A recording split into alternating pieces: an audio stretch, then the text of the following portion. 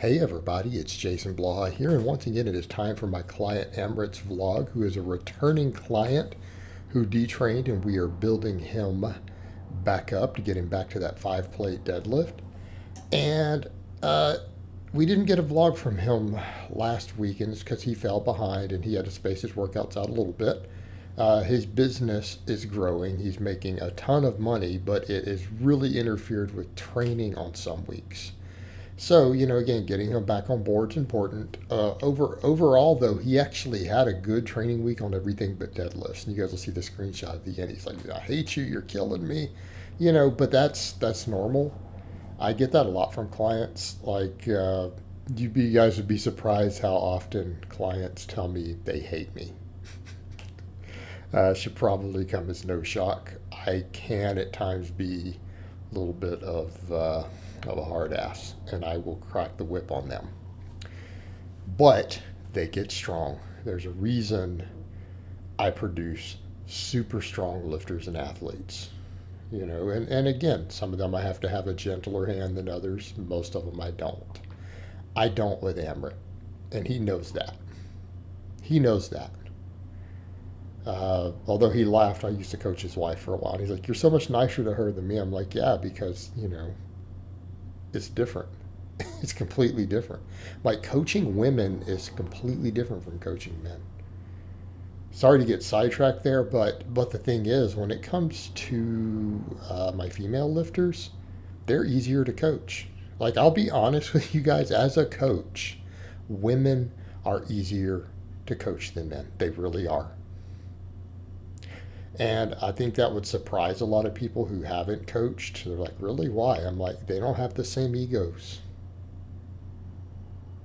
Like Emma, she is super easy to coach.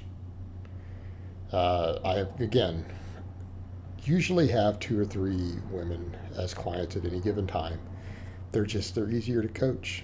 I don't have to be as aggressive. I just don't have to. They listen better. They follow instructions better. And it's true, guys. I hate to be that way with you guys, but it's true. They make better clients. They're easier to coach. And they'll just get the work done without arguing, and they just come in and get results, and they just get strong. There's never the same power struggle. I don't have to be a hard ass ever. I have never had to be with one. It's just different. But back over to Amrit. His benching went good. This was a 3+ week. He got 5. His squats were on fire. Like the benching went good. I mean, I'm happy with that. But his squats were really good this week. So we'll get over to that. He ended up getting 8 reps. So I need to raise his training max back up. Well, he had to take his training max down originally on the squat because he was struggling. But now that work capacity is coming up. Okay, that work capacity is coming up. And we've said that has historically been his issue.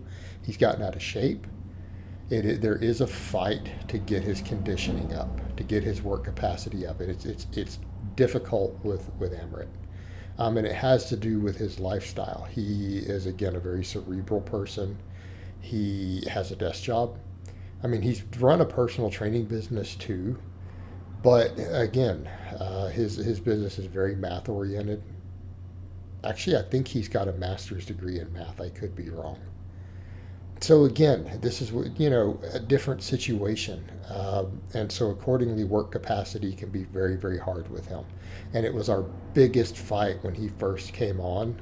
He had a decent strength base on some of his upper body stuff. Like he was really good at overhead pressing pull-ups because he loves chin-ups and overhead press. And he's good at them. Like you guys will see in here in a bit, he's really good at them. Like weighted chins.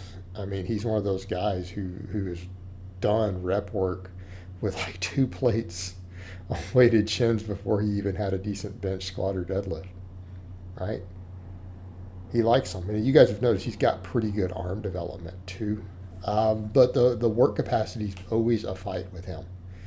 And again, it just has to do with overall lifestyle. Now, that being said, it comes down to sometimes us being slaves to our success, right?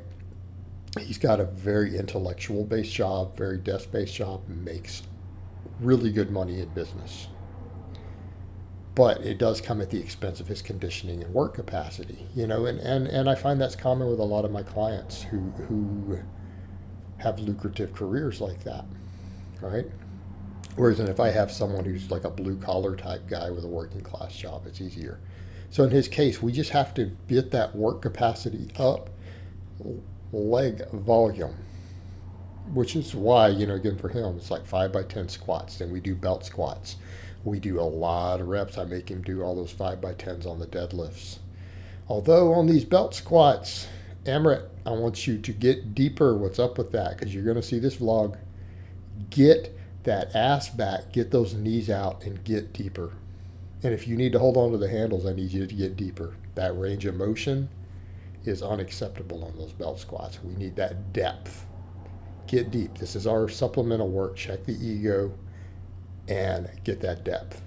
There he is, overhead pressing. Again, he tends to be strong on the press. Again, you guys can see what he does for rep work here relative to some other stuff. Like, he's no slouch on the overhead press. Right? We're going to get him to a 2-plate overhead press. That's totally going to happen. Absolutely going to happen. Now, what he did over here, he threw some weighted chin-ups in and he went off program. He's like, you're going to be mad at me, coach. I went off program. I'm like, I'm not so mad that you did weighted chins, Amrit. I'm mad that you did a 5-rep set. Your work capacity is the issue. Why are you doing 5-rep sets other than our 4 basic barbell lifts? All right, and there you guys see, you get a better view now that he's in a t-shirt. I mean, Amber's got pretty good arm development. That's why he's good at things like chins and stuff. He's got biceps and triceps, again, relative to his size. Now here he is knocking out some weighted chins. But again, I'm like, why did you do low reps? Why didn't you hang a little light plate on there and do some sets of 10? Well, I want to see volume from you. All right, I want to see volume. And I didn't get it there. So again, it's kind of one of those things where if one of my lifters like him who's not a novice, my novices, I get real mad when they go off program, and they know that. They don't do anything I don't prescribe unless it's like physical work or GPP. In Amrit's case, someone of his level who I've gotten him pretty damn strong in the past, I don't mind so much them throwing a supplemental lift in, but I want to see appropriate volumes and rep ranges relative to what we're doing if they're going to throw it in. I don't want to see, hey, let's just do some real heavy ass work when we're doing 10s on everything. Same thing, there's always a fight there on the arm work. He's like, why am I doing tricep presses? I could be doing JM presses and stuff. I'm like, we don't need to beat your elbows up. I think the thing though that we deal with him, and I've explained it to Amrit in the past, is he has never had a training injury. So he doesn't think in those terms. He doesn't fear those things because he always did fairly low volumes when he came to me. And I took his work capacity up, but I've always done a lot of fatigue management for him. And so accordingly, he has never had an injury. So the things that a lot of lifters, when I try to explain to them, well, again, we need to be thinking in terms of longer term elbow health and not beating you up because we're doing a fair amount of volume now. He doesn't always get it, because he's like, well, what do you mean? How am I going to get hurt from some of that? Because he's never been hurt in the weight room. He's never had a training related injury. So he hasn't gone through that experience. He doesn't have that reluctance on certain things to where me as a coach, I'm like, we're doing a lot of pressing volume. I'm trying to get your work capacity up. I don't want to do a bunch of heavy JM presses and beat your elbows up. Let's stick with stuff that's just going to keep the volume real high. It's easy on the tendons, and we don't get any inflammation, right? But and he will fight back a little bit on stuff like that. And again, I'm used to that with certain lifters. It just has to do with, again, his experience. But he did not enjoy the volume deadlifts this week. He's just like, they're killing me. You get to see the screenshot at the end. It's like, oh, if he dies, he dies. All right. But again, he got it done. Nonetheless, we had a successful week. Deadlifts were a little rough. He didn't get quite the reps he wanted, but the squats were on fire. All right. So overall, I'm happy with this week of training. So I hope it has been informative, and I will talk to you guys next time.